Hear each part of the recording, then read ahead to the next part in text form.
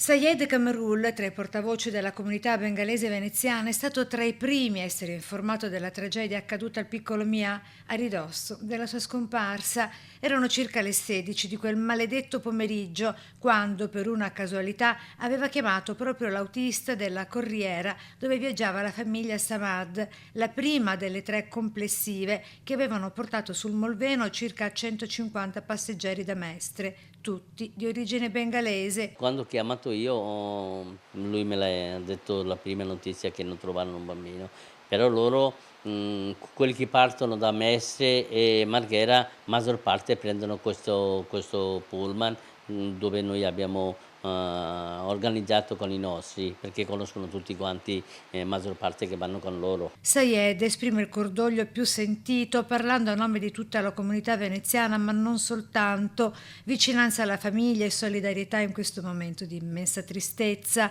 Una comunità unita nel lutto, dice, che cerca conforto davanti a una perdita così straziante. E a me dispiace per la famiglia, per la comunità che un bambino così piccolo, 11, 12 anni, e quando perde una famiglia, tipo un bambino, guarda che dolore, come si sentono mamma, come si sentono papà. Io come un genitore mi sento anche questo dolore perché conosco da anni.